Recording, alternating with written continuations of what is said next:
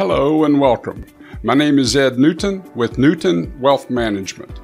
We put these podcasts together to help you as you continue along the path to achieve and maintain a worry-free retirement. We hope you'll enjoy this one and find it beneficial. Not since the 1960s and 70s has the United States experienced social upheaval like we're experiencing today. We have protests, both peaceful and otherwise, and a massively divided political landscape. On top of that, we have a virus that's spreading across the country, creating fear and an acceptance of economic shutdowns.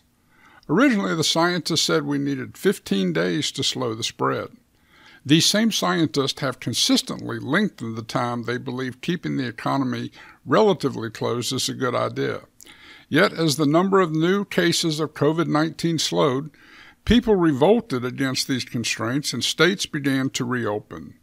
Now, a pickup in new cases, which many people are calling a surge, is causing politicians to reverse their prior moves to reopen and are now reclosing bars and restaurants. While these reclosures are happening, ordinary Americans are showing a desire to press for more freedom. On May 31st, nearly 353,000 people went through the TSA airport checks. On June 22nd, as reports of a surge in new cases started to appear, TSA counted just over 607,000 passengers. If these reports of a surge are slowing activity, we can't see it in the TSA data. On July 5th, more than 732,000 passengers entered airports. In addition, gasoline usage, which has been down about 50% from the year before, at its worst back in April, is now down just 10%.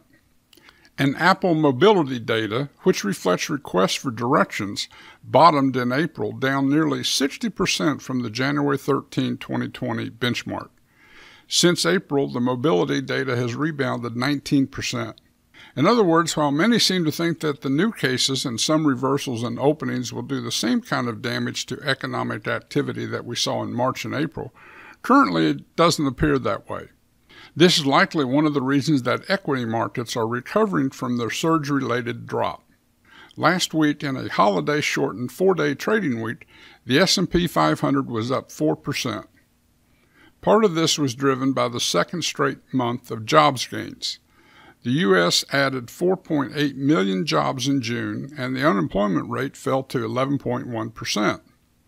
Over the past 2 months, manufacturing has recovered 606,000 of its lost jobs, and these are unlikely to be affected much by the closure of bars and restaurants. Because we put the odds of another nationwide economic shutdown very low, we expect economic data to continue to improve in the weeks and months ahead. With the improvement in economic data, equity markets should continue to rise. And contrary to some views, we don't think the equity market is overvalued.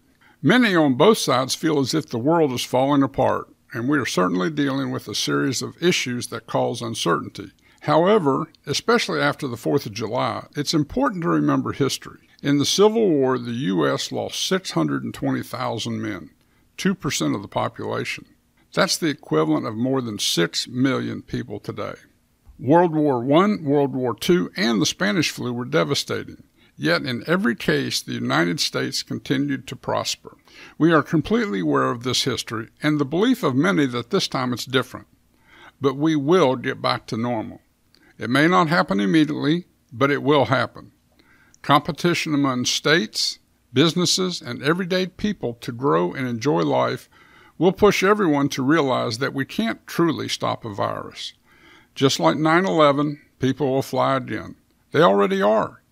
They will go to restaurants again and sporting events and theaters. But it will take time. Those expecting a complete V-shaped recovery for the economy will end up disappointed. These first few months will look like a V, but then things will grow more slowly unless we get a widely distributed vaccine.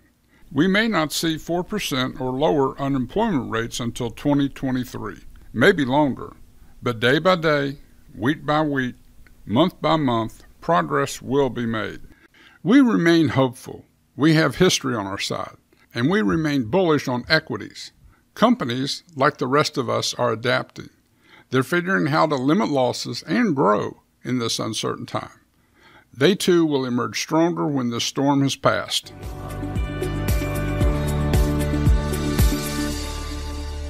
We hope this information has been useful to you. Our goal at Newton Wealth Management is to help clients achieve and maintain a worry-free retirement. We are a fee-only firm. That means we don't receive commissions or any other compensation from the investments that we utilize. We have a fiduciary responsibility to our clients, which means that we always put your interests first. If you haven't set a plan or not sure that your plan is appropriate for your goals, we would be happy to talk with you and see if there's anything we can do in order to get you on track so that you too can achieve and maintain a worry-free retirement. If you have $250,000 or more of investable assets, I would invite you to visit our website at www.NewtonWealthManagement.com. There you can find out more about our firm and the services we offer. Again, the website is www.NewtonWealthManagement.com. From the website, you can also contact us to request a no-obligation, no-fee consultation. We look forward to hearing from you at www.NewtonWealthManagement.com.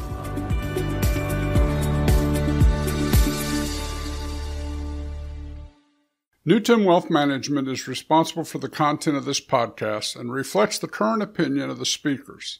It is based upon sources and data believed to be accurate and reliable. Opinions and forward-looking statements expressed are subject to change without notice. Securities offered through Archer Investment Corporation. This information does not constitute a solicitation or an offer to buy or sell any security. A risk of loss is involved with investments in stock markets. The commentary provided should not be regarded as personal investment advice. Past performance is no guarantee of future results. You should carefully consider investment actions in light of your goals, objectives, cash flow needs, and time horizon.